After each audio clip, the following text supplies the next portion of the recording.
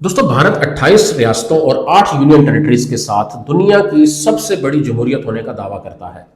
2025 में भारत की आबादी चाइना को भी क्रॉस करके आज दुनिया का सबसे ज्यादा पॉपुलस कंट्री भारत कहलाता है। और भारत की जो आबादी है, टोटल अगर हम नफूस की बात करें, 1 अरब 46 करोड़ अफराद पर मुश्तमिल है। भारत में लिसानी बुनियादों पर या मजहबी या एथनिक बुनियादों पर मुख्तलिफ कौमें आबाद हैं और अरसा दराज से रह रही हैं। भारत अपने आप को दुनिया की सबसे बड़ी जमहूरियत या डेमोक्रेसी कहता है और अपने आप को एक सोशल कंट्री और जिसको हम पीपल रिपब्लिक कहते हैं, वो अपने आप को गर्दानता है। इस वीडियो में हम बात करेंगे भारत का जो नॉर्थ ईस्टर्न पार्ट है, उसके अंदर जो 7 सिस्टरली स्टेट्स हैं, उसमें से एक स्टेट है मणिपुर। मणिपुर के ऊपर ये तफसीलन वीडियो बनाई गई है और मैं साथ साथ दोस्तों को ये बताता चलूँ, इस वीडियो को बनाने का मकसद हरगिज़ ये नहीं है कि हम इस सूरत हाल पर मुसर्रत का इजहार करते हैं या खुशी का इजहार करना चाहिए, लेकिन हमें तशवीश ज़रूर है या ऐसे जो दावे होते हैं कि इतनी बड़ी जमहूरियत को दावा करने वाली जो रियासत है, उसके अंदर अगर ऐसे घिनौने और जो कौमों को लड़ाने और जो सरप्रेस करने के लिए जो इकदाम किए जाते हैं, उनको सिर्फ उजागर करना है। और साथ ही साथ हम इसमें कुछ सोल्यूशंस भी देंगे कि किस तरीके से भारत अपने जो अंदरूनी मामलात हैं, स्पेशली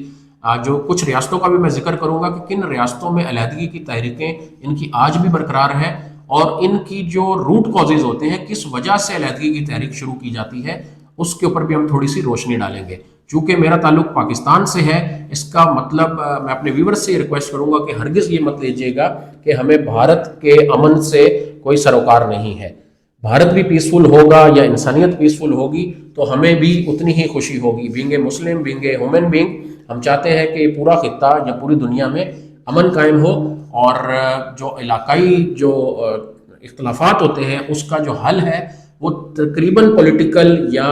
निगोशिएशंस की टेबल पर हल किया जाए। इस वीडियो में चूंकि मैंने कहा कि मैं मणिपुर के हवाले से बात करूंगा, मैं थोड़ा सा आपको भारत का बैकग्राउंड बताता चलूं। भारत जो है इस बड़ी रियासत है, बड़ा कंट्री है और जैसा कि मैंने स्टार्ट में बताया कि 28 रियासतों पर मुश्तमिल होने का मतलब है कि आप इतने ज़्यादा स्टेक होल्डर्स को डील करते हैं। तो भारत में माजी में भी काफ़ी ज़्यादा अलहदगी की तहरीकें चलती रही हैं, जिसमें सबसे जो मशहूर तहरीक है वो आज भी जो असर और रसूख के साथ कायम है, वो जम्मू कश्मीर की रियासत है। जम्मू कश्मीर से पहले आपने खालिस्तान के बारे में भी तफसीलन सुना होगा कि 1980s की दहाई में ये तहरीक भी बहुत जोर पकड़ चुकी थी और जो भारत का जो पंजाब रीजन है, पंजाब का रियासत है, उसमें मौजूद जो सिख बरादरी थी, उन्होंने अलहदगी का मुतालबा कर दिया था। 1984 में जब वो ऑपरेशन के नाम से कोई भारतीय फोर्सेस ने ऑपरेशन किया था, उसके बाद और इंदिरा गांधी की डेथ के बाद जो है वो तहरीक दम तोड़ गई थी और आज भी तहरीक जो है वो मौजूद है, लेकिन उसका वो असर और रसूख मौजूद नहीं है। इसके अलावा कश्मीर की मैंने बात आपसे की, कश्मीर के अलावा जो इनका नॉर्थ ईस्टर्न पार्ट है भारत का,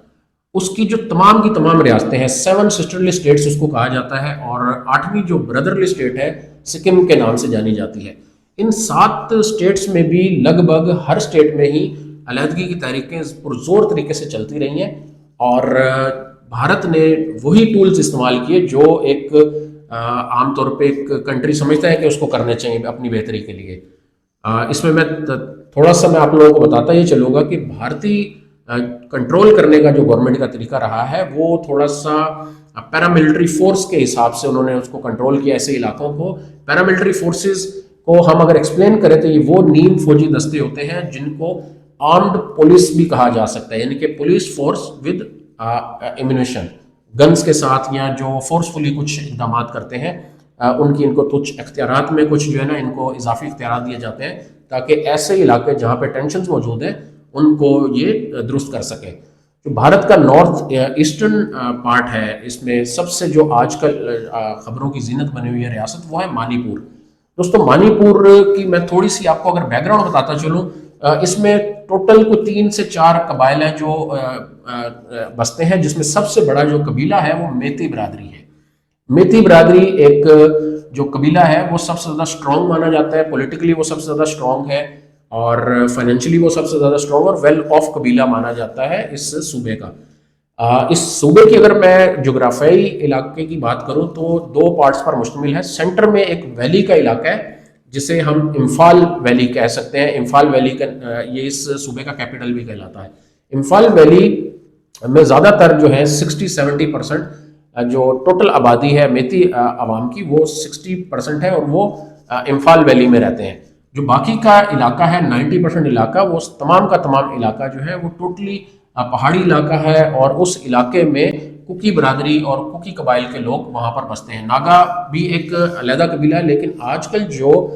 2023 کے بعد سے یہاں پر کنفلکٹس چل رہے ہیں، اور اس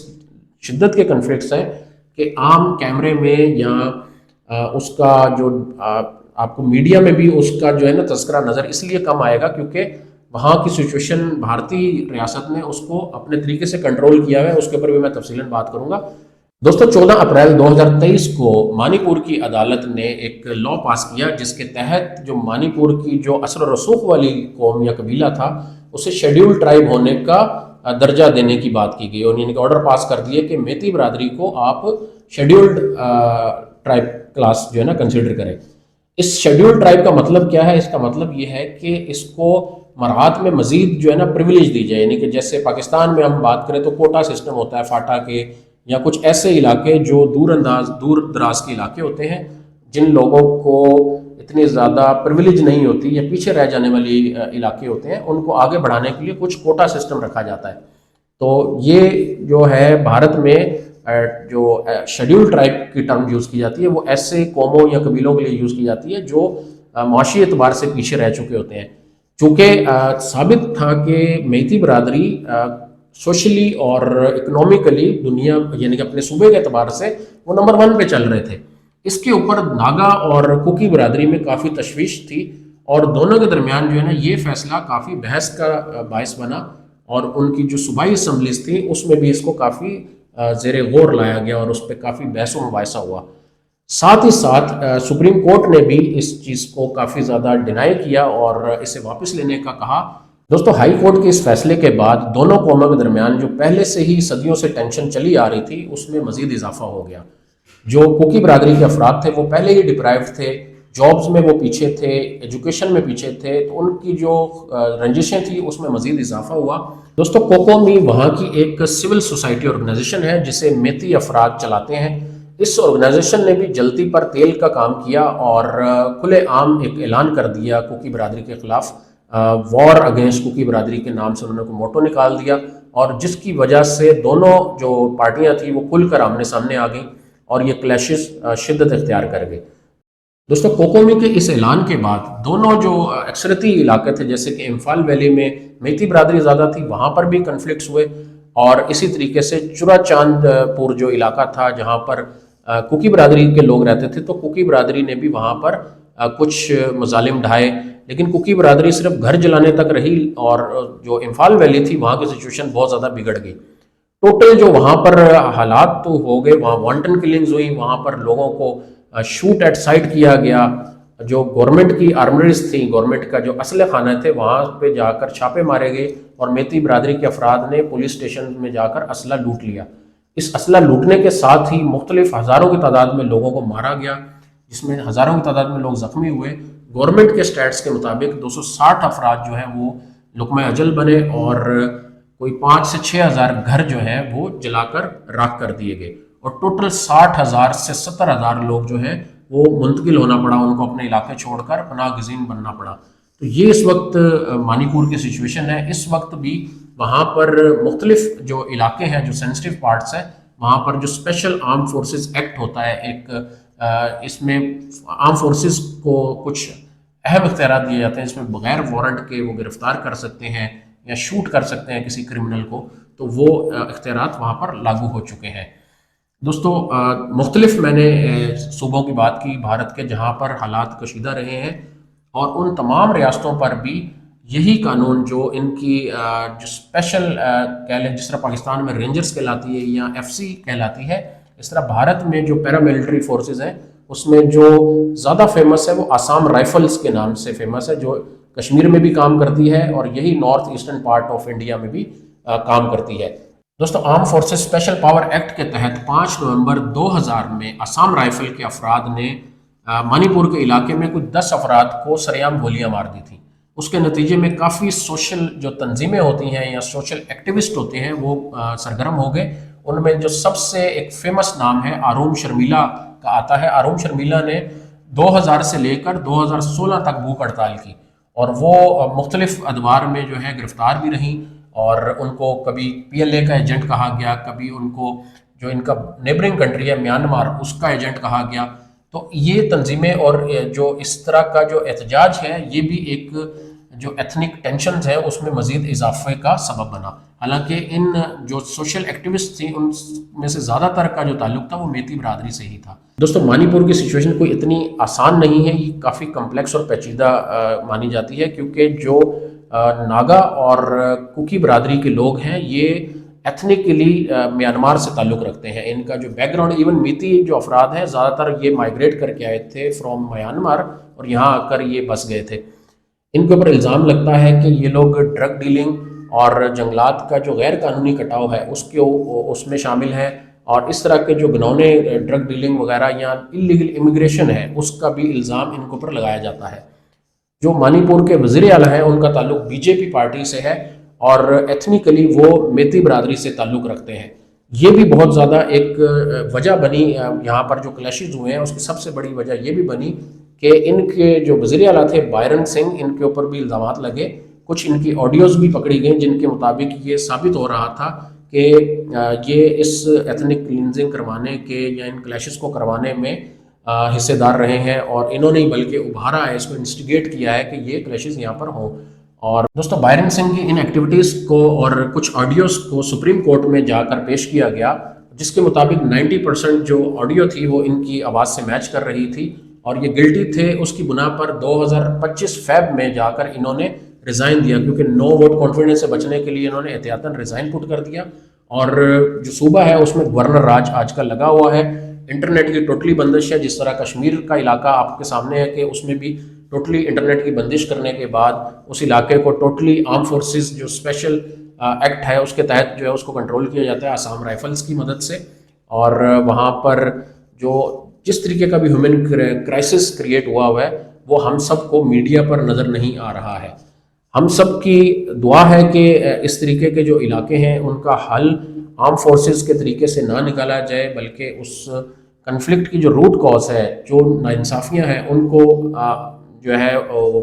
ان ناانصافیوں کو ایڈریس کیا جائے، ان کو دور کیا جائے لوگوں کی ناراضگیوں کو۔ اور دوستو ظاہری طور پر لگتا ہے کہ منی پور کا جو انسیڈنٹ ہے یا سچویشن ہے یہ 2023 سے شروع ہوئی ہے، لیکن اس کا بیک گراؤنڈ بہت پرانا ہے۔ صرف یہ دو قبیلوں کی جنگ نہیں ہے، یہاں پر ریاست سے بھی ناراضگیاں موجود ہیں، اور منی پور کے جو لوگ ہیں، ایون میتی برادری کے لوگ جن کی ایک جماعت ہے پی ایل اے، یہ لبریشن آرمی ہے میتی افراد کی، پیپلز لبریشن آرمی۔ یہ وہ چائنا والی پی ایل اے نہیں ہے، لیکن یہ منی پور میں کام کرتی ہے، جو کہ آزادی کی تحریک میں ایک ملیٹنٹ گروپ ہے، اور جسے بھارت نے ٹیررسٹ قرار دیا ہوا ہے۔ اور آپ کو یاد ہوگا کہ 15 نومبر 2021 میں ایک واقعہ پیش آیا تھا جس میں کرنل وپلو جو تھے وہ اپنی وائف اور بیٹے ابیر کے ساتھ جو ہے مارے جاتے ہیں، اور انہیں گھات لگا کر پی ایل اے کے جوانوں نے